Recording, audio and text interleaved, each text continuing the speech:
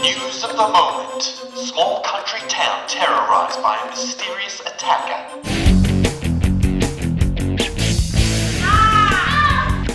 That's Nan's car! It's my car now, she left it to me.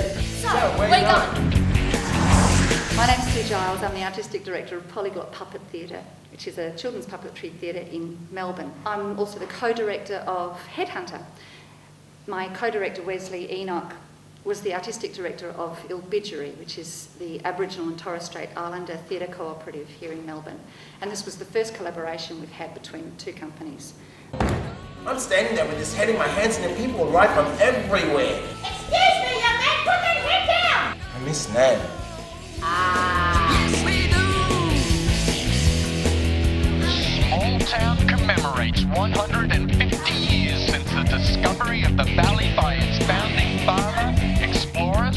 It's about a lot of things. Like it's really the journey, I suppose, that two young kids becoming adults, independence. It's also about grief and loss. It's about young Aboriginal kids finding out who they are and being comfortable with who they are. It's about reconciliation between white and black.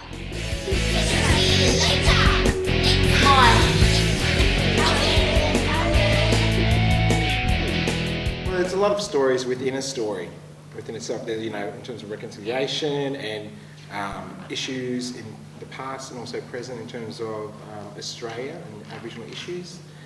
Between two characters as well, two cousins, Gina and Rick, who have a secret each, which get revealed at the end of the show. They were people with families. They knew the valley inside out. What happened to them? You drove them away, or worse. Rubbish! And you show me the proof! Nan's family? Our ancestors lived there forever, and where's Nan's statue? Where's the statue to our Nan?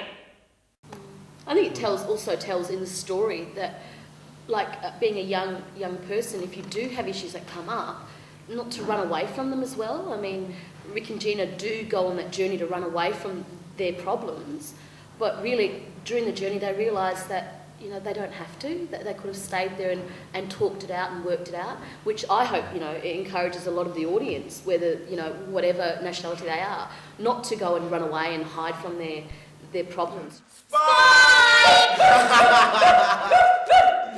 The play was created through a collaborative process from the very beginning. Not only a collaboration between the two companies, but collaboration with all the artistic team and the performers and the children at the Victorian College of Koori Education. One of the impulses behind making the show was to create a new Indigenous story for kids that was full of hope and full of positivism rather than being a doom and gloom story. But it was a new one as well, but told through puppetry, which was a very new form for Ilbijerri, who've also never done a children's theatre company. It was also the most, the most authentic way that Polyglot could make an Indigenous story through collaboration with this company, which was also really important. Through that company, we were opened up to an entire community, to protocols that we had a very loose understanding about before this. We wanted this play to really pump, you know, we wanted it to drive. It was a road play, it was a road movie, so we wanted that kind of drive all the way through it. And our fabulous composer, Lou Bennett, created a really nice rock and roll soundtrack. So part of the soundtrack is beautiful songs, and part of it is very atmospheric soundscapes. If only I could hear what you hear, if only. I'm alright. I didn't ask for a statue to be made.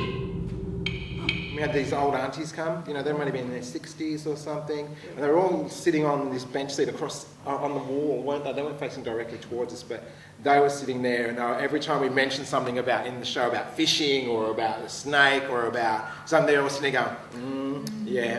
And they cried at the end of that. And they were crying, but they're agreeing with the story because they can relate to it so much. So we had this, some beautiful Aboriginal ladies come and sit and like, The issues and the feelings and the emotions that are expressed through this piece, I think, are resonant for not only Indigenous Australia and non-Indigenous Australia and some of the, well, unfortunately, the clash, but also the reaching towards understanding that we have here.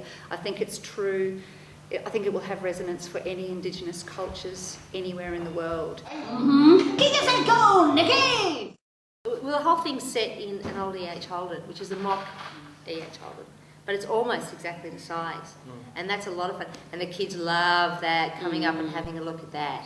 Oh, it's just every child's dream to have that in your bedroom. Where did you get that from?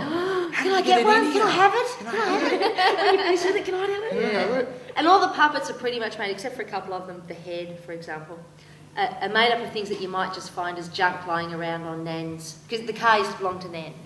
So it might have been on Nan's floor, like old bits of rope that have been made into fish or snakes. This was based on an umbrella for a couple of reasons.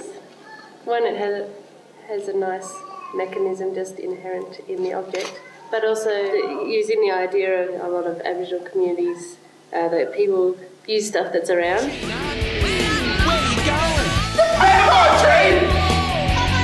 Has a huge impact on audiences, and people fall in love with it, which is brilliant, and they talk about it, and we have conversations between adults and kids, and we have conversations where children can ask questions that are really, really hard to ask, and where adults can start to talk about things that they don't know how to approach. I'm